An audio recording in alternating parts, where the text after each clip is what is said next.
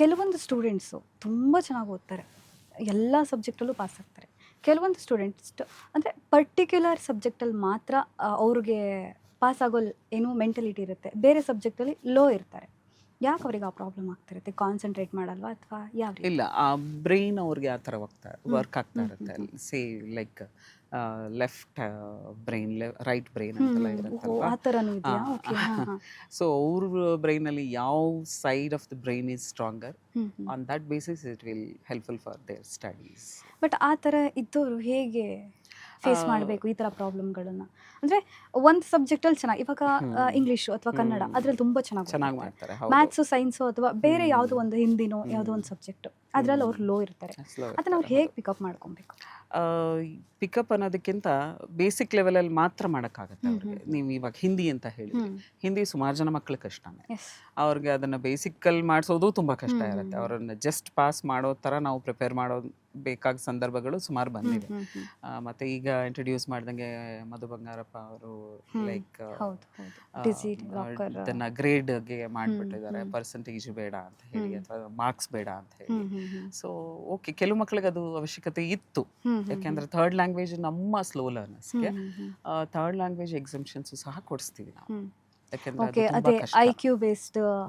ನೋಡ್ಕೊಂಡು ಅಸೆಸ್ಮೆಂಟ್ ಅಲ್ಲಿ ಗೊತ್ತಾಗತ್ತೆ ನಮಗೆ. ಸೊ ಅಸೆಸ್ಮೆಂಟ್ ಅಲ್ಲಿ ಗೊತ್ತಾದಾಗ ಯಾವ್ದ್ರಲ್ಲಿ ಅವರು ಚೆನ್ನಾಗಿ ಗ್ರಾಸ್ಪಿಂಗ್ ಇದೆ ಅದನ್ನ ಮಾತ್ರ ಆ ಸಬ್ಜೆಕ್ಟ್ಸ್ ಮಾತ್ರ ಟೀಚ್ ಮಾಡಿ, ಇನ್ನು ಮಿಕ್ಕಿದ್ದನ್ನ ಅಟ್ಲೀಸ್ಟ್ ಸ್ವಲ್ಪ ಅಚೀವ್ ಮಾಡಲಿ ಅವರು ಅನ್ನೋದಕ್ಕೆ ನಾವು ಫೋಕಸ್ ಮಾಡ್ತೀವಿ. ಎಸ್ಪೆಷಲಿ ಮ್ಯಾಥ್ಸ್, ಸೈನ್ಸ್ ಅಂತ ಬಂದಾಗ ಮ್ಯಾಥ್ಸ್, ಸೈನ್ಸ್ ಅಲ್ಲಿ ಅದ್ರ ಬಗ್ಗೆ ಮಾತಾಡ್ತಾ ಇದ್ದೀನಿ. ಇವಾಗ ಯಾವ ಸಬ್ಜೆಕ್ಟ್ ಅವ್ರಿಗೆ ತುಂಬಾ ಕಷ್ಟ, ನೆಕ್ಸ್ಟ್ ಲೆವೆಲಲ್ಲಿ ಕಷ್ಟ ಆಗುವಂಥ ಸಬ್ಜೆಕ್ಟ್ಗಳು? ಅದನ್ನ ಯಾವ ರೀತಿ ಹೇಳ್ಬೋದು ಅಂದರೆ, ನಮ್ಮಲ್ಲಿ ಬರುವಂಥದ್ದು ಅಥವಾ ನಾವು ನೋಡಿರುವಂಥದ್ದು ಪ್ಯಾಟರ್ನ್ಸ್ ಏನು ಅಂತಂದರೆ, ಮ್ಯಾಥ್ಸ್, ಸೈನ್ಸಲ್ಲಿ ಚೆನ್ನಾಗಿದ್ರೆ ಲ್ಯಾಂಗ್ವೇಜಸ್ಸಲ್ಲಿ ವೀಕ್ ಇರ್ತಾರೆ, ಲ್ಯಾಂಗ್ವೇಜಸ್ಸಲ್ಲಿ ವೀಕ್ ಇದ್ದರೆ ಮ್ಯಾಥ್ಸ್, ಸೈನ್ಸಲ್ಲಿ ಚೆನ್ನಾಗಿರ್ತಾರೆ. And the least thing is over all the ಸಬ್ಜೆಕ್ಟ್ಸಲ್ಲೂ ವೀಕ್ ಇರುವಂಥ ಮಕ್ಕಳು. ಈ ಮೂರು ರೀತಿ ಪ್ಯಾಟರ್ನ್ ಇರೋ ಮಕ್ಕಳು ನಮ್ಮಲ್ಲಿ ಬರ್ತಾರೆ. ಈಗ ನಿಮ್ಮ ಅಕಾಡೆಮಿಲಿ ಬಂದು ಸ್ಲೋ ಲರ್ನರ್ಸು ಆಸಕ್ತಿನೇ ಇಲ್ಲ ಅನ್ನೋ ಥರ ಇದ್ದರೆ ಅವ್ರನ್ನ ಹೇಗೆ ಟ್ರೀಟ್ ಮಾಡ್ತೀರಾ ನೀವು? ಫಸ್ಟ್ ಆಫ್ ಆಲ್ ಅವ್ರಿಗೆ ಮೋಟಿವೇಶನ್ನೇ ಹೊರಟೋಗ್ಬಿಟ್ಟಿರುತ್ತೆ. ಎಲ್ಲ ಕಡೆ ಅವರನ್ನ ನಿನಗೆ ಬರಲ್ಲ, ನಿನಗೆ ಬರಲ್ಲ, ಏನು ಮಾಡೋಕ್ಕಾಗಲ್ಲ ಅಂತ ಸ್ಕೂಲ್ನಲ್ಲೂ ಸಹ ಹೇಳಿರ್ತಾರೆ, ಮನೇಲೂ ಸಹ ಅದೇ ರೀತಿ ನಡೀತಾ ಇರುತ್ತೆ ಅವರಿಗೆ. ಫಸ್ಟ್ ಆಫ್ ಆಲ್ ನಾವು ಮಾಡಬೇಕಾಗಿರೋದು ಮೋಟಿವೇಶನ್. ನಾವು ಒಂದು ಚಿಕ್ಕ ಸ್ಪೆಲ್ಲಿಂಗಲ್ಲಿ ಅವನು ಇಂಪ್ರೂವ್ ಆದ್ರೂ ವಿ ವಿಲ್ ಸೆಲೆಬ್ರೇಟ್ ಇಟ್. ಯಾವ ರೀತಿ ಎಲ್ಲ ಮಕ್ಕಳಿಗೂ ಚಪ್ಪಾಳೆ ಕೊಡಿಸಿ, ಆ ಮಗುಗೆ ಗ್ರೇಡ್ ಕೊಡಿಸಿ, you are the star of the day, 2 days your day ಅಂತೆಲ್ಲ ಹೇಳಿ, ಆ ಒಂದು ಉತ್ಸಾಹ ನಾವು ಅವ್ರಿಗೆ ತುಂಬಿದಾಗ ಅವ್ರ ಮುಖದಲ್ಲಿ ಕಾಣುವಂಥ ಖುಷಿ definitely for the next class they will come with their happy face. That's really very appreciable way of teaching. ನಾವು ಅಂಥದ್ದನ್ನು ಸುಮಾರು ಚೇರಪ್ ಮಾಡಿದಾಗ ಏನು ದಡ್ರು, ಕಲಿಯೋಕ್ಕಾಗಲ್ಲ, ಸೋಂಬೇರಿಗಳು ಮಕ್ಕಳು ಅಂತ ಇರ್ತಾರೋ ಅವರೆಲ್ಲ ಒಂದು ಒಳ್ಳೆ ರೀತಿ ಅಚೀವ್ ಆಗ್ತಾ ಇರೋದನ್ನು ನಾವು ಇವಾಗ ನೋಡ್ತಾ ಇದ್ದೀವಿ. ಫಸ್ಟ್ ಆಫ್ ಆಲ್ ಮೋಟಿವೇಶನ್ ಬೇಕಾಗಿರುತ್ತೆ ಅವರಿಗೆ, ಮತ್ತು ಅದಾದಮೇಲೆ ಅವ್ರನ್ನ ನಾವು ಅಸೆಸ್ ಮಾಡಬೇಕಾಗಿರುತ್ತೆ. ಎಲ್ಲಿ ಚೆನ್ನಾಗಿರ್ತಾರೋ ಫಸ್ಟ್ ಅದನ್ನು ಹೇಳ್ಕೊಡ್ಬೇಕು. ಯಾವುದು ತುಂಬ ಕಷ್ಟ ಇದೆಯೋ, say for example maths, science ಅವರಿಗೆ ಆಗೋದೇ ಇಲ್ಲ, ಮ್ಯಾಥ್ಸ್ ತುಂಬ ಕಷ್ಟ ಇದೆ ಅಂದಾಗ ಫಸ್ಟ್ ನೀವು ಅವ್ರ ಮುಂದೆ ಮ್ಯಾಥ್ಸ್ನೇ ಇಟ್ಬಿಟ್ರೆ ಅವ್ರು ಮತ್ತೆ ಇಂಟ್ರೆಸ್ಟ್ ಕಳ್ಕೊಳ್ತಾ ಹೋಗ್ತಾರೆ. ಅವ್ರು ಲ್ಯಾಂಗ್ವೇಜಸಲ್ಲಿ ಚೆನ್ನಾಗಿದ್ದಾರೆ, ಇಂಗ್ಲೀಷಲ್ಲಿ ಚೆನ್ನಾಗಿದ್ದಾರೆ ಅಥವಾ ಕನ್ನಡದಲ್ಲಿ ಚೆನ್ನಾಗಿದ್ದಾರೆ ಅಂದಾಗ ಅದನ್ನು ಫಸ್ಟ್ ಹೇಳ್ಕೊಡಿ ನೀವು. ಅವಾಗೇನಾಗುತ್ತೆ, ಖುಷಿಯಾಗಿ ಕಲಿತಾರೆ. ಆಮೇಲೆ ಅದಾದಮೇಲೆ ನಾವು ಸ್ವಲ್ಪ ಮ್ಯಾಥ್ಸಲ್ಲಿ ಮಾಡೋಣ ಈಗ ಅಂತ ಹೇಳಿ, ಹೌದು ಇದು ಇಂಪಾರ್ಟೆಂಟ್ ನಿಮಗೆ ಅಂತ ಹೇಳಿ ಅವ್ರಿಗೆ ಅರ್ಥ ಮಾಡಿಸಿ ಅದನ್ನು ತುಂಬ ಹೇಳ್ಕೊಡ್ಬಾರ್ದು. ಹಂಗಂತ ಅದು ಪ್ರೆಷರೈಸ್ ಮಾಡಬಾರ್ದು, ಎಷ್ಟು ಬೇಕೋ ಅಷ್ಟು ಹೇಳ್ಕೊಡ್ತಾ ಹೋಗಬೇಕು. ಮತ್ತು ಅದನ್ನು ತುಂಬ ಪ್ರಾಕ್ಟಿಕಲಾಗಿ ಮಾಡ್ತಾ ಹೋಗಬೇಕಾಗುತ್ತೆ. ಮ್ಯಾಥಮೆಟಿಕ್ಸ್ನ ಥಿಯರಿಟಿಕಲ್ಲಾಗಿ ಅವರಿಗೆ ಅರ್ಥ ಆಗೋದು ತುಂಬಾ ಕಷ್ಟ. ಪ್ರಾಕ್ಟಿಕಲ್ ವೇನಲ್ಲೇ ಮಾಡ್ತಾ ಹೋದರೆ definitely something they will achieve in mathematics and science also. ಇವಾಗ ನಾವು ಮ್ಯಾಥಮೆಟಿಕ್ಸು, ಸೈನ್ಸ್ ಬಗ್ಗೆನೇ ಮಾತಾಡ್ತಾ ಇದ್ದೀವಿ. ನಿಮ್ಮ ಅಕಾಡೆಮಿಲಿ ಯಾವೆಲ್ಲ ಸಬ್ಜೆಕ್ಟ್ಗಳನ್ನ ನೀವು ಟೀಚ್ ಮಾಡ್ತೀರಾ? ಯಾವ್ದು ಮಾಡಲ್ಲ ಅಂತ ಕೇಳಬೇಕಾಗತ್ತೆ ಈಗ, ಯಾಕೆಂತಂದರೆ ಎಲ್ಲ ಸಬ್ಜೆಕ್ಟ್ಸ್ನೂ ನಾವು ಮಾಡ್ತಾ ಇದ್ದೀವಿ. ಆ್ಯಂಡ್ ನಮ್ಮ ಫ್ಯಾಕಲ್ಟೀಸು ಟೀಚ್ ಮಾಡೋದಕ್ಕೆ ಯಾವ ಸಬ್ಜೆಕ್ಟ್ ಆದರೂ ಕೊಟ್ಟರು ದೇ ಆರ್ ರೆಡಿ ಬೇಸಿಕ್ಸ್ ಲೆವೆಲಲ್ಲಿ. ಬಟ್ ಹೈಯರ್ ಗ್ರೇಡ್ಸಿಗೆ ಬಂದಾಗ ಸ್ಪೆಷಲೈಸ್ಡ್ ಫ್ಯಾಕಲ್ಟೀಸು ಇದ್ದಾರೆ. ಸೇ ಫಾರ್ ಎಕ್ಸಾಂಪಲ್ ಡಿಗ್ರಿ ಅಥವಾ PUCಗೆ ಬಂದಾಗ ಅದಕ್ಕೆ ಬೇಕಾದಂಥ ಫ್ಯಾಕಲ್ಟೀಸು ಸಹ ಇದ್ದಾರೆ. ಎಲ್ಲ ಸಬ್ಜೆಕ್ಟ್ಸ್ನು ನಾವು ಆಲ್ಮೋಸ್ಟ್ ಟೀಚ್ ಮಾಡ್ತಾ ಇದ್ದೀವಿ ಈಗ ಡಿಗ್ರಿ ಲೆವೆಲ್ವರೆಗೂ. LKG ಇಂದ ಅಥವಾ ಇನ್ನೂ LKG ಹೋಗಿರಲ್ಲ, ಪ್ರಿ ಕೆ ಜಿ. ಹಾಂ ಪ್ರಿ ಕೆ ಜಿಲಿ ಅವ್ರಿಗೆ ಪೆನ್ಸಿಲ್ ಹೋಲ್ಡಿಂಗ್ ಬಂದಿಲ್ಲ, ಇನ್ನು ಅವರು ರೈಟಿಂಗ್ ಸ್ಟಾರ್ಟ್ ಮಾಡ ಪೆನ್ಸಿಲ್ಲೇ ಹಿಡ್ಕೊಳಕ್ ಬರಲ್ಲ ನಮ್ಮ ಮಗುಗೆ ಅಂತ ಬಂದು ನಮ್ಮ ಇನ್ಸ್ಟಿಟ್ಯೂಷನ್ಗೆ ಜಾಯಿನ್ ಮಾಡೋರು ಇದ್ದಾರೆ, ಹಾಂ. ಮತ್ತು ಡಿಗ್ರಿಗೆ ಬಂದು ಜಾಯಿನ್ ಮಾಡೋರು ಸಹ ಇದ್ದಾರೆ. ಸೊ ಅಲ್ಲಿಂದ ಅಲ್ಲಿವರೆಗೂ ನಮ್ಮ ಇನ್ಸ್ಟಿಟ್ಯೂಷನಲ್ಲಿ ಕೋಚಿಂಗ್ ಅಥವಾ ರೆಮಿಡಿಯಲ್ ನಡೀತಾನೆ ಇದೆ.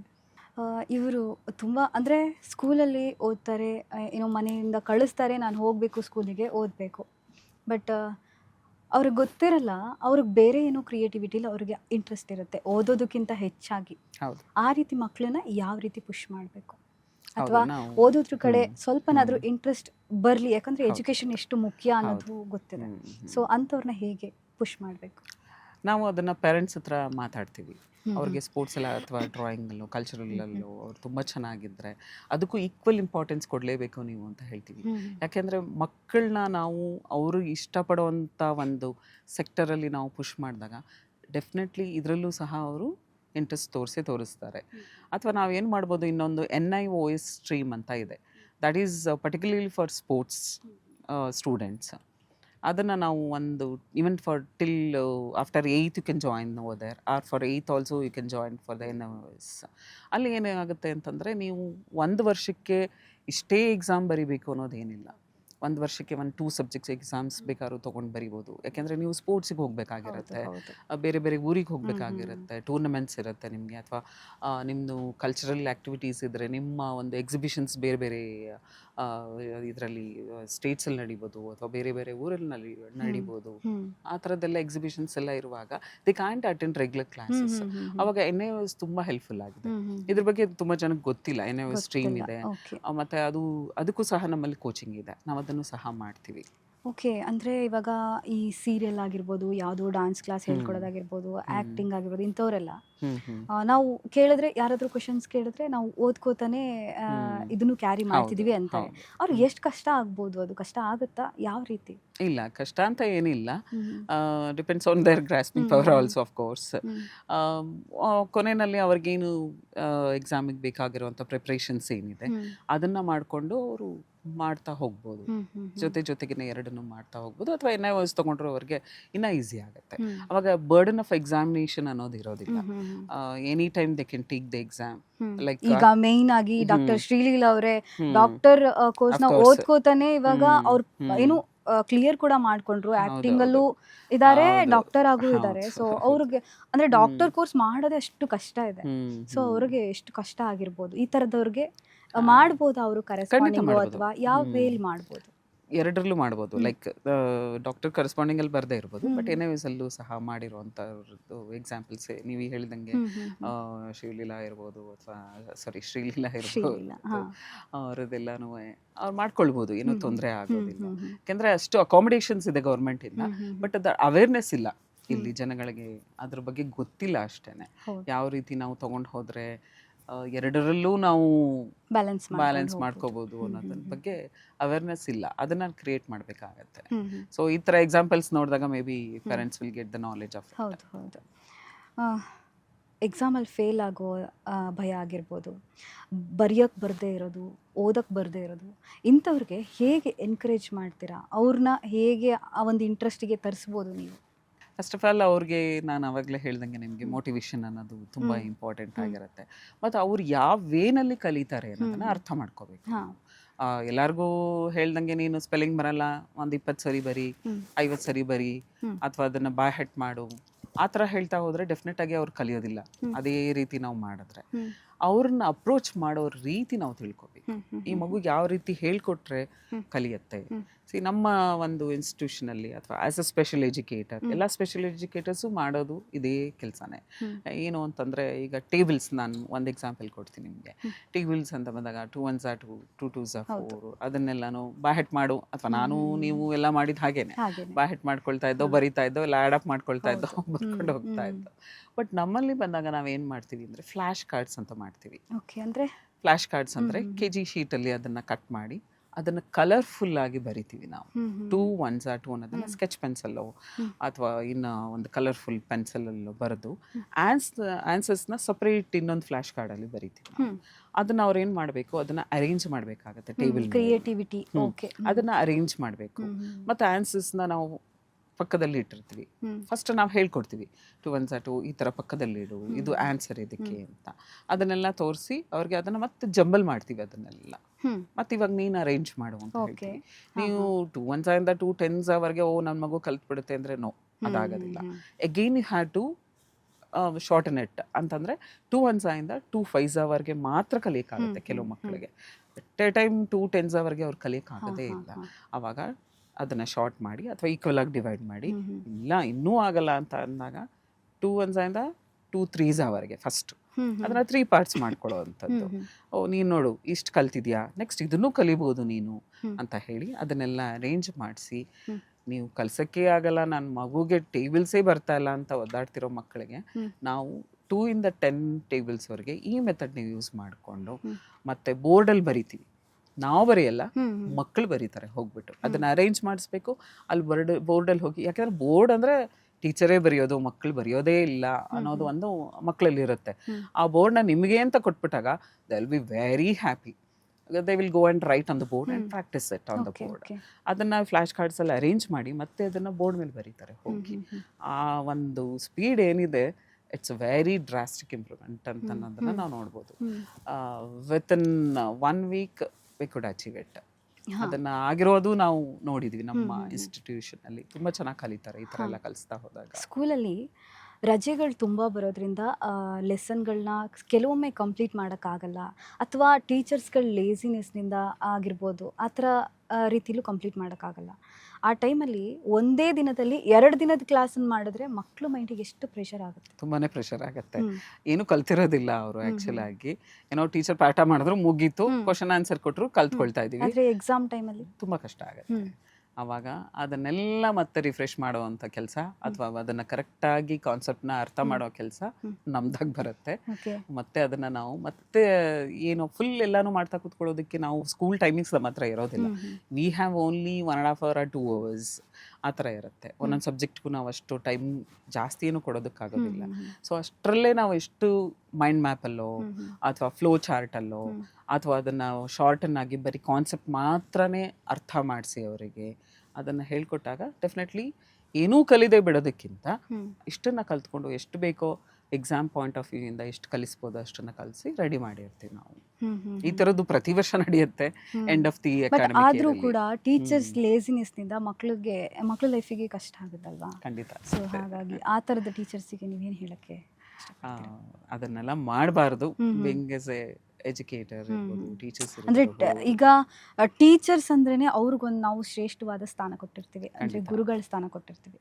ಸೊ ಅವರಿಂದಾನೇ ಮಕ್ಕಳು ಕಲಿಬೇಕು. ಎಷ್ಟೇ ಮನೇಲಿ ನೀವು ಕಲಿತ್ರೂ ಕೂಡ ಸ್ಕೂಲಿಗೆ ಹಾಗೆ ಈಗ ಮನೇಲೇ ಕಲಿತಾರೆ ಅಂದರೆ ಸ್ಕೂಲಿಗೆ ಯಾಕೆ ಕಳಿಸ್ಬೇಕಲ್ವಾ? ಹೌದು. ಸೊ ಸ್ಕೂಲಿಗೆ ಕಳಿಸ್ತಾ ಇದ್ದಾರೆ ಅಂದರೆ ಅವ್ರ ಜವಾಬ್ದಾರಿ ಜಾಸ್ತಿ ಇರುತ್ತೆ. ಸೊ ಆ ರೀತಿ ಮಾಡೋದ್ರಿಂದ maybe due to some circumstances ಇರ್ಬೋದು.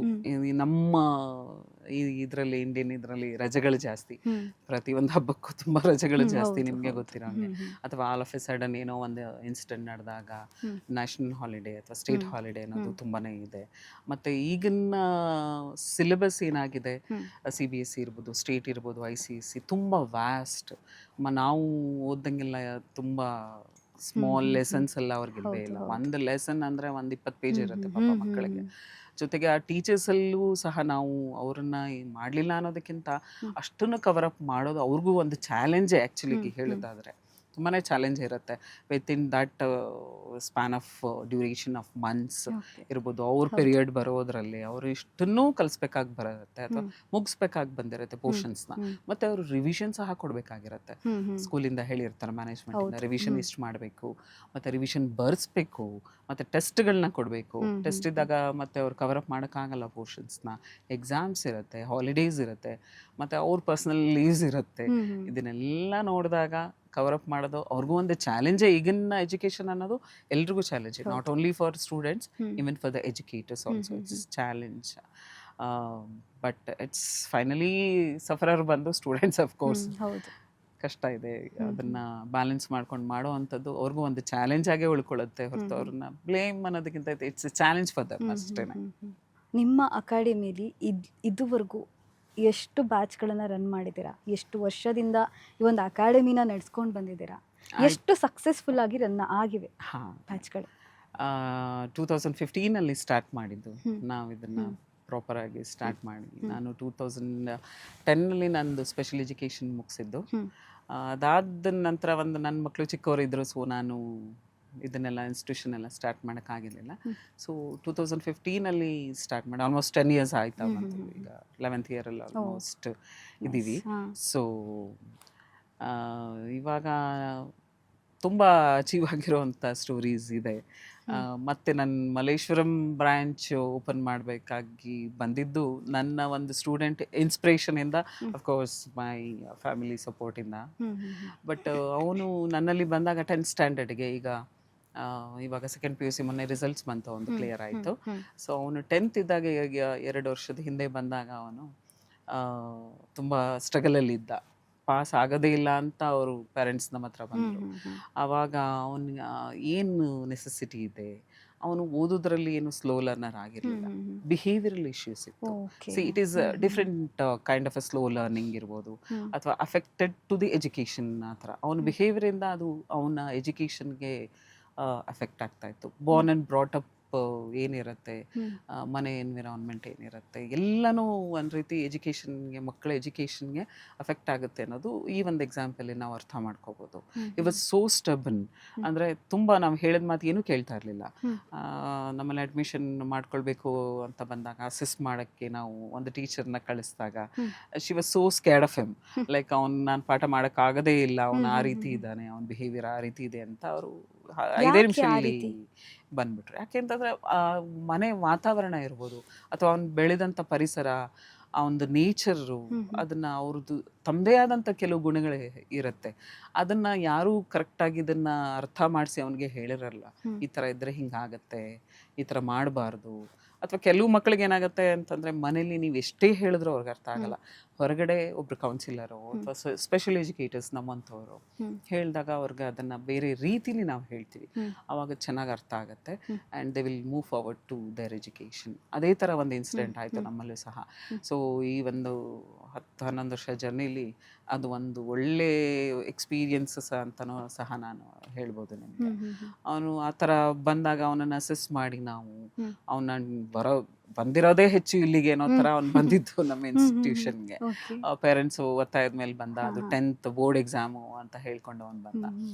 ಹ್ಮ್. ಸೊ ಬಂದಾಗ ಅವನಿಗೆ ನಾನು 3 ಟೀಚರ್ 1-on-1 ಕೊಡಬೇಕಾಗಿತ್ತು. ಹ್ಮ್. ಹ್ಮ್. ಒಂದೊಂದು language. ಸಬ್ಜೆಕ್ಟಿಗೆ ಒಂದೊಂದು ಟೀಚರ್ಸ್. ಆಲ್ಮೋಸ್ಟ್ ಒಂದು teacher 3 subject, hmm. Hmm. Okay. ಇನ್ನೊಂದು ಕನ್ನಡ ಒಬ್ಬರು, ಮ್ಯಾಥ್ಸ್ ಸೈನ್ಸಿಗೆ hmm. Hmm. 3 teachers have to appoint for him. ಆ ಥರ ಹ್ಮ್. ಆಗಿತ್ತು. ಈ ಥರದ ಅವ್ರು- ಸ್ಟೂಡೆಂಟ್ಸು ಹ್ಮ್. ಬರ್ತಾರೆ. ಅವ್ರ ಓಕೆ. ರಿಕ್ವೈರ್ಮೆಂಟ್ ಪೇರೆಂಟ್ಸು ಹಂಗೆ ಹೇಳಿದ್ರು, ಹ್ಮ್. ಇಲ್ಲ ನೀವು ಯಾವ ಥರ ಹೇಳ್ತಿರೋ ನಾವು ಆ ಥರ ಕೇಳಕ್ಕೆ ರೆಡಿ ಇದೀವಿ. ಹ್ಮ್. ಯಾಕೆಂದ್ರೆ 10th ಬೋರ್ಡ್ ಎಕ್ಸಾಮ್ ಹೌದು, ಅಟ್ಲೀಸ್ಟ್ ಹೌದು. ಅದನ್ನು ಪಾಸ್ ಆಗಬೇಕು ಅವನು. ಹ್ಮ್. ಅವ್ನ ಲೈಫಲ್ಲಿ ಅದು ಎಷ್ಟು ಇಂಪಾರ್ಟೆಂಟ್ ಅನ್ನೋದನ್ನು ನೀವು ಅವ್ನಿಗೆ ಅರ್ಥ ತುಂಬಾ ಮಾಡಿಸಿ ಅಂತ important. ಹೇಳಿದ್ರು. ಹ್ಮ್. ಸೊ ಅವಾಗ ನಾನು ಅವನ ಅಸೆಸ್ಮೆಂಟ್ ಮಾಡಿದಾಗ ಹ್ಮ್. ತುಂಬ ಸ್ಟಬನ್ ಆಗಿದ್ದ, ಯಾರು ಹೇಳಿದ ಮಾತು ಕೇಳ್ತಾ ಇರಲಿಲ್ಲ. ಹ್ಮ್. ನಾನು 1 hour ಕೂತ್ಕೊಳ್ಳೋದು ಅಂದರೆ 1 hour ಅಷ್ಟೇ. ಹ್ಮ್. ಹ್ಮ್. ಹ್ಮ್. ಅದಕ್ಕೆ ಮೇಲೆ ಒಂದು 5 ನಿಮಿಷ ಆದರೂ ಕೂರ್ತಾ ಇರಲಿಲ್ಲ ಅವನು. ಅವನನ್ನು ಕೂರ್ಸೋದೇ ಫಸ್ಟ್ ದೊಡ್ಡ ಕೆಲಸ ಆಗಿದ್ದು ನಮಗೆ. ಓಕೆ. ಯಾಕೆಂದರೆ ಅದು ಅವನನ್ನು ಬ್ಲೇಮ್ ಮಾಡೋದಕ್ಕಿಂತ ಅವನ ಬ್ರೈನಲ್ಲಿ ಇರೋವಂಥ ಅಟೆನ್ಷನ್ ಸ್ಪ್ಯಾನ್ ಏನಿದೆ ಹ್ಮ್. ಅಷ್ಟೇ ಇರೋದು. ಹ್ಮ್. ಅದ್ರ ಮೇಲೆ ನೀವು ಏನೇ ಹೇಳ್ಕೊಟ್ರು ಅದು ಒಳಗೆ ತೊಗೊಳಕ್ಕೆ ರೆಡಿ ಇರಲ್ಲ ಅದು. ಹ್ಮ್. ಹ್ಮ್. ಇವಾಗ ನೀರನ್ನೇ ಎಷ್ಟು ತುಂಬೋದು, ಒಂದು ಬಾಟಲ್ಗೆ ಒಂದು ಪಾತ್ರೆಗೆ ಅಷ್ಟೇ ತುಂಬಕ್ಕಾಗೋದು. ಅದ್ರ ಮೇಲೆ ತುಂಬೋದು ಅದು ಚೆಲ್ಲುತ್ತೆ ಇರ್ತು, ವೇಸ್ಟ್. ಅವಾಗ ಏನಾಗುತ್ತೆ, ಅದು ತಗೊಳ್ಳೋದಿಲ್ಲ, ಈಚೆ ಚೆಲ್ತಾ ಇರುತ್ತೆ. ಹೌದು. ಸೊ ಅದೇ ಥರ ಮಾಡ್ತಾರೆ. ಇವ್ರು ಏನು ಮಾಡ್ತಾರೆ, ನಮ್ಮ ಮಕ್ಕಳು ಅದನ್ನು ಬೇರೆ ರೀತಿ ತೋರಿಸ್ತಾರೆ. Like they will become stubborn, ಮತ್ತೆ ಬೇರೆ ಏನೋ ಚೇಷ್ಟೆಗಳನ್ನ ಮಾಡುವಂಥದ್ದು. ಹಾ. ಹಾ. ನಾನು ಕೇಳ್ಪಟ್ಟಿದ್ದೀನಿ. ಹ್ಮ್. ಅವನ ಹಣೆ ಬರದಲ್ಲಿ ಇಷ್ಟೇ ಓದೋದಿದೆ ಅನ್ಸುತ್ತೆ, ಬಿಡು ಅವನನ್ನ ಬಿಡಿಸ್ಬಿಡೋಣ, ಅವ್ನಿಗೆ ಏನ್ ಇಷ್ಟನೋ ಅದ್ ಮಾಡ್ಕೊಂಡಿರ್ಲಿ, ಹಾ. ಅವ್ನ್ ಏನ್ ಮಾಡ್ತಾ ಇದ್ದಾನೆ ಅಂತ ನೋಡಲ್ಲ, ಬಟ್ ಏನ್ ಮಾಡ್ತಾನೋ ಬಿಡು ಮಾಡ್ಲಿ ಆತರ. ಒಟ್ಟಿಗೆ ಅವ್ರಿಗೆಲ್ಲನೂ ನಾವು ಮಾಡಿಬಿಡೋದಕ್ಕಾಗೋದಿಲ್ಲ. ಅವನು 1 hour ಓದ್ತಾನ, ಆಯಿತು ಇವತ್ತು 1 hour ಅಷ್ಟೇ ನೀನು ಕೊಡೋದು ಅಂತ ನಾನು ಅವನನ್ನು ಬರೀ 1 hourಗೆ ವಾಪಸ್ ಕಳಿಸ್ತಾ ಇದ್ದೆ. ನೆಕ್ಸ್ಟ್ ಹೀಗೆ ಒಂದು ಸ್ವಲ್ಪ ದಿನ ನಡೆಯುತ್ತೆ. Next 1 hour 15 minutes, 1 hour 1 hour ಮತ್ತೆ ಅನದರ್ 1/2 hour ಆ ಥರ ಆ್ಯಡ್ ಮಾಡ್ತಾ ಮಾಡ್ತಾ ಮಾಡ್ತಾ ಮಾಡ್ತಾ ಅವನು ಟೋಟಲ್ ಆಗಿ 3 hours ಕೂರಿಸಿ ನಾವು ಅವನನ್ನು ಕೊನೆಗೆ, ಅದರಲ್ಲೂ ಮ್ಯಾಥ್ಸ್ ಸೈನ್ಸ್ ಅಂದರೆ ಅವ್ನಿಗೆ ಆಗ್ತಾ ಇರಲಿಲ್ಲ. ಮ್ಯಾಥ್ಸ್ ಅಂದರೆ ನಾನು ಮಾಡೋದೇ ಇಲ್ಲ ಮೇಡಮ್, ನನಗೆ ಮ್ಯಾಥ್ಸ್ ಅಂದರೆ ಅಲರ್ಜಿ ಅಂತಲೇ ಅವ್ನು ಹೇಳ್ತಾ ಇದ್ದ ಡೈರೆಕ್ಟಾಗಿ. ನನಗೆ ತುಂಬ ಕಷ್ಟ ಇದೆ ಮ್ಯಾಥ್ಸಲ್ಲಿ, ನಾನು ತುಂಬ ಕಷ್ಟ, ನನಗೆ ಅರ್ಥನೇ ಆಗಲ್ಲ ಅದು.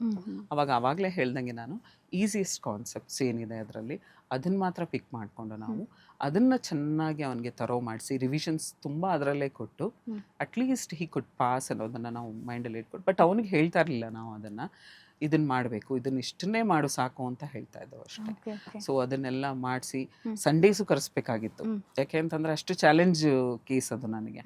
But he was not at all ready for any Sunday, any holidays, government holidays, festival. ನಾನು ಬರೋದಿಲ್ಲ, ನಾನು ದೇವಸ್ಥಾನಕ್ಕೆ ಹೋಗಬೇಕು, ಸಂಡೇಸ್ ಯಾರು ಬರ್ತಾರೆ ಟ್ಯೂಷನ್ಸ್ಗೆ ಅನ್ನೋ ಥರ ಎಲ್ಲ ಒಂದು ಬಿಹೇವಿಯರ್ ಇರ್ತಾ ಇತ್ತು. ಸೊ ಅದನ್ನೆಲ್ಲ ಓವರ್ಕಮ್ ಮಾಡಿಸಿ ಸಂಡೇ ನಾನೇ ಕೂತ್ಕೊಳ್ತಾ ಇದ್ದೆ ಕೊನೆಗೆ ಅವನ ಜೊತೆ. ಎಲ್ಲ ಟೀಚರ್ಸ್ ಹೋದ್ಮೇಲೆ ಆಯಿತು 2 hours ಆಗೋಗಿದೆ, ನೀವು ಹೇಳಿದ್ದೀರಾ ಕಳಿಸ್ತೀನಿ ಅಂತ, ಹಾಗಾದ್ರೂ ನೀವು ಕಳಿಸಿಲ್ಲ ಅಂತಂಗ ನಾನು ಕೂರಿಸಿ ಅವನಿಗೆ ಬೋರ್ಡ್ ಮೇಲೆ ಡ್ರಾಯಿಂಗ್ಸ್, ಬಯಾಲಜಿ ಡ್ರಾಯಿಂಗ್ಸ್ ಮಾಡಿಸ್ತಾ ಇದ್ದೆ. ಅಟ್ಲೀಸ್ಟ್ ಡ್ರಾಯಿಂಗಲ್ಲಿ 5 marks ಬರುತ್ತೆ ನಿನಗೆ, ಅಷ್ಟನ್ನು ಮಾಡು ಸಾಕು, ಜಾಸ್ತಿ ಏನು ಮಾಡ ಅಂತ ಹೇಳಿದಾಗ ಮಾಡ್ತಾ ಇದ್ದ ಅವನು. ಅದು ಯಾಕೆಂದರೆ ಡ್ರಾಯಿಂಗಲ್ಲೂ ಸ್ವಲ್ಪ ಅವನಿಗೆ ಪ್ರಾಬ್ಲಮ್ ಇತ್ತು, ಲೇಬಲಿಂಗಲ್ಲಿ ಪ್ರಾಬ್ಲಮ್ ಇತ್ತು. ಆ ಬಯಾಲಜಿ ಡ್ರಾಯಿಂಗ್ಸ್ ಎಲ್ಲ ಮಾಡಿ ಅದರಲ್ಲಿ ಅವನು ಮಾಡಿ ಒಂದಟ್ಟು ಮಾಡಿಕೊಂಡು ಅವನು ಒಳ್ಳೆ ಒಂದು ನಮಗೆ 70% ರಿಸಲ್ಟ್ನ ಕೊನೆಗೆ ಕೊಟ್ಟ. ಆ್ಯಂಡ್ ಅವ್ನು ಬಂದು ರಿಸಲ್ಟ್ ಎಲ್ಲ ಆದಮೇಲೆ ಬಂದು ಅವ್ನು ಹೇಳಿದ್ದೇನು ಅಂತಂದರೆ, PUCನೂ ನಾನು ನಿಮ್ಮ ಇನ್ಸ್ಟಿಟ್ಯೂಷನಲ್ಲೇ ಮಾಡಬೇಕು, ನನಗೆ ಗೊತ್ತಿಲ್ಲ ನೀವೇನು ಮಾಡ್ತೀರಾ ಅಂತ, ನಾನು ಬೇರೆ ಕಡೆ ಎಲ್ಲೂ ಸೇರೋದಿಲ್ಲ. ಯಾಕೆಂದರೆ ಎಜುಕೇಷನ್ ಅಥವಾ ಓದೋದು ಏನಿದೆ, ಯಾವ ರೀತಿ ಓದಬೇಕು, ಯಾಕೆ ಓದಬೇಕು ಅನ್ನೋದನ್ನು ನಿಮ್ಮ ಇನ್ಸ್ಟಿಟ್ಯೂಷನ್ ಬಂದಮೇಲೆ ನನಗೆ ಅರ್ಥ ಆಯಿತು. ನಾನು PUCನೂ ನಾನು ನಿಮ್ಮಲ್ಲೇ ಮಾಡಬೇಕು ಅಂತ ಅಂದಾಗ ನಾವು ಕೋಇನ್ಸಿಡೆಂಟ್ಲಿ ಪ್ಲ್ಯಾನ್ ಮಾಡ್ತಾ ಇದ್ದೋ ಬೇರೆ ಇನ್ನೊಂದು institution, branch of our institution ಮಾಡೋಣ ಅಂತ. ಸೊ ಅವನು ಒಂಥರ ಇನ್ಸ್ಪಿರೇಷನ್ ನನಗೆ. PUCಗೆ ಇಲ್ಲಿ ಜಾಗ ಇರಲಿಲ್ಲ ರಾಜಾಜಿನಗರ್ ಬ್ರಾಂಚಲ್ಲಿ, ಸೊ ಮಲ್ಲೇಶ್ವರಂ ಬ್ರಾಂಚಲ್ಲಿ ಮಾಡೋಣ ಅಂತ ಹೇಳಿ ಅಲ್ಲಿ ಸ್ಟಾರ್ಟ್ ಮಾಡಿದೋ. ಇವಾಗ ಅಲ್ಲಿ PUCಯಿಂದ ಡಿಗ್ರಿವರೆಗೂ ಇದೆ ಸಪ್ರೇಟ್ ಆಗಿ. ಎಷ್ಟು ಬ್ರಾಂಚ್ಗಳಿದೆ ಮೇಡಮ್ ನಿಮಗೆ? ಈಗ ಸದ್ಯಕ್ಕೆ ಒಂದೇ ಇರೋವಂಥದ್ದು ಮಲ್ಲೇಶ್ವರಮಲ್ಲಿ. ಮೇನ್ ಹೆಡ್ ಆಫೀಸ್ ಬಂದು ರಾಜಾಜಿನಗರಲ್ಲಿದೆ. ಇನ್ನು ತುಂಬ ಬ್ರಾಂಚಸ್ ಮತ್ತು ನಮ್ಮ ಈ ಸ್ಲೋ ಲರ್ನರ್ಸ್ ಅಥವಾ ಬ್ಯಾಕ್ ಬೆಂಚರ್ಸ್ಗೆ I am open for always. So ಅವ್ರಿಗೆ ಒಂದು ಸ್ಕೂಲ್ ಮಾಡಬೇಕು ಅನ್ನೋದು ತುಂಬ ಆಸೆ ಇದೆ, ತುಂಬ ದಿನದಿಂದ ಮಾಡಬೇಕು ಅಂತ ಇದ್ದೀವಿ ಮುಂದಕ್ಕೆ. ಮೇ ಬಿ ನೇಮ್ ಸಹ ಬ್ಯಾಕ್ ಬೆಂಚರ್ಸ್ ಅಂತಲೇ ಇಡೋಣ ಅಂತ ಎಷ್ಟು ಚೆನ್ನಾಗಿದೆ. ಯಾಕೆ ಅಂತಂದರೆ ಅದು ತುಂಬ ಸ್ಟ್ರಗಲ್ ಮಾಡ್ತಾರೆ ಮಕ್ಕಳು, ಅವ್ರನ್ನ ಅರ್ಥ ಮಾಡಿಕೊಂಡು ನಾವು ಮಾಡಿಸೋದಿದೆಯಲ್ಲ, it's a life long process. But name ಚೆನ್ನಾಗಿದೆ, ಇಲ್ಲ ಅಂತಲ್ಲ. ಬ್ಯಾಕ್ ಬೆಂಚರ್ಸ್ ಒಂದು ನೆಗೆಟಿವ್ ಆಗು ಅನ್ಕೋತಾರೆ, ಪಾಸಿಟಿವ್ ಆಗು ಅನ್ಕೋತಾರೆ. ಸೊ ಹಾಗಾಗಿ ಬ್ಯಾಕ್ ಬೆಂಚರ್ಸ್ ಇಡೋದು ಅಷ್ಟು ಸರಿನಾ ಅಂತ ಏನಾದರೂ ನಿಮ್ಗೆ ಅನಿಸಿದ್ಯಾ? ನಾನು ಯಾಕೆ ಹಂಗೆ ಹೇಳ್ತೀನಿ ಅಂದರೆ, ಎಲ್ಲ ಇನ್ಸ್ಟಿಟ್ಯೂಷನ್ ಮುಂದೆನೂ ಎಲ್ಲ ತುಂಬ ಅಚೀವ್ ಮಾಡಿರೋವಂಥವ್ರು, ಲೈಕ್ 90% ಬಂದಿದೆ. ಮೊನ್ನೆ ಬೋರ್ಡ್ ಎಕ್ಸಾಮಲ್ಲಿ 99.9 ತೆಗ್ದೋರಿದ್ದಾರೆ, 90 ತೆಗ್ದೋರಿದ್ದಾರೆ. ಅವ್ರದ್ದೆಲ್ಲನೂ ಬ್ಯಾನರ್ಸ್ ಹಾಕ್ತಾರೆ. ಬಟ್ ನಮ್ಮ ಇನ್ಸ್ಟಿಟ್ಯೂಷನಲ್ಲಿ ಯಾವತ್ತು ಬ್ಯಾನರ್ ಬೀಳೋದು ಕಷ್ಟ. ಯಾಕೆ ಅಂತಂದರೆ ಅಲ್ಲಿ ನಡೆಯೋದೇ 30%ನಿಂದ 80% ತೊಗೊಂಡೋಗಿದ್ದೀವಿ. ಈ ಸರಿ ಮೊನ್ನೆ ರಿಸಲ್ಟ್ ಬಂದಂಥ ಸೆಕೆಂಡ್ PU ಎಕ್ಸಾಮಲ್ಲಿ ನಮ್ಮಲ್ಲಿ ಬಂದಂಥ ಒಂದು ಸೆಕೆಂಡ್ PU ಫಸ್ಟ್ PUಗೆ ಜಾಯಿನ್ ಆದಂಥ ಮಗು 30% ಲೆವೆಲಲ್ಲಿದ್ದು, ಕಾಮರ್ಸ್ ಸ್ಟ್ರೀಮಲ್ಲಿ. ಅವನನ್ನು 85% ಮೊನ್ನೆ ರಿಸಲ್ಟ್ ಬಂದಾಗ 85% ಬಂದಿದೆ. 70 ಅಥವಾ 80% ತೊಗೊಂಡೋದವ್ರನ್ನ 90% ತೊಗೊಂಡು ಎಲ್ಲರೂ ಮಾಡ್ತಾ ಇದ್ದಾರೆ. ಬಟ್ ಈ ಮಕ್ಳು ಇರ್ತಾರಲ್ಲ, ಇಲ್ಲಿ ಸ್ಟ್ರಗಲ್ ಮಾಡ್ತಾ ಇರ್ತಾರಲ್ಲ 30% ಅಥವಾ ಏನೂ ಆಗೋದೇ ಇಲ್ಲ ನಮ್ಮ ಮಕ್ಳ ಕೈಲಿ ಅಂತ ಆ ಪೇರೆಂಟ್ಸ್ ಒದ್ದಾಡೋ ರೀತಿ ಇರುತ್ತಲ್ಲ, ಅದನ್ನು ಅರ್ಥ ಮಾಡಿಕೊಂಡು ಅವ್ರನ್ನ ಒಂದು ಒಳ್ಳೆ ಲೆವೆಲ್ಗೆ ತೊಗೊಂಡು ಹೋದಾಗ ಆ ಒಂದು ಸ್ಯಾಟಿಸ್ಫ್ಯಾಕ್ಷನ್ನೇ ಬೇರೆ. ಸೊ ಈ ಒಂದು ಬ್ಯಾಕ್ ಬೆಂಚರ್ಸ್ ಅಂತ ನಾನು ಯಾಕೆ ಹೇಳ್ತೀನಿ ಅಂತಂದರೆ, ಅದರಲ್ಲಿ ಎಲ್ಲ ಇಂಥ ಮಕ್ಕಳು ಸ್ಟ್ರಗಲ್ ಆಗ್ತಾ ಇರ್ತಾರೆ. ಸೊ ಅಂಥ ಮಕ್ಕಳು ನನಗೆ ಬೇಕು. ನನಗೆ 90% 80% ತೆಗಿನ ಮಕ್ಕಳು ನನಗೆ ಬೇಡ. ನನಗೆ ಬೇಕಾದವರೇ slow learners, slow achievers, back benchers, ಇಂಥ ಮಕ್ಕಳೇ ಬೇಕು. ಅಥವಾ ಡಿಸ್ಲೆಕ್ಸಿಯಾ ಅಂತ ನಾವು ಹೇಳ್ತೀವಿ, ಕಲಿಕಾ ನ್ಯೂನ್ಯತೆ ಇರೋವಂಥ ಮಕ್ಕಳು ಇವರು. ಇವರೆಲ್ಲ ನಮ್ಮಲ್ಲಿ ಬಂದರೆ ಖಂಡಿತ ನಾವು ಅದಕ್ಕೋಸ್ಕರನೇ ಕೆಲಸ ಮಾಡ್ತಾ ಇದ್ದೀವಿ. ಅವರೇ ನಮಗೆ ಬೇಕು. ಲೇಟೆಸ್ಟ್ ಹಾಗೂ ಇಂಟ್ರೆಸ್ಟಿಂಗ್ ಸುದ್ದಿಗಳಿಗಾಗಿ ಬಾಸ್ ಟಿವಿ ಕನ್ನಡ ಚಾನೆಲ್ನ ಸಬ್ಸ್ಕ್ರೈಬ್ ಮಾಡಿ. ಹಾಗೆಯೇ ಬೆಲ್ ಐಕಾನ್ ಪ್ರೆಸ್ ಮಾಡಿ. ಇದರ ಜೊತೆಗೆ ಫೇಸ್ಬುಕ್, ಇನ್ಸ್ಟಾಗ್ರಾಮ್, ಎಕ್ಸ್ನಲ್ಲೂ ಮಿಸ್ ಮಾಡದೆ ಫಾಲೋ ಮಾಡಿ.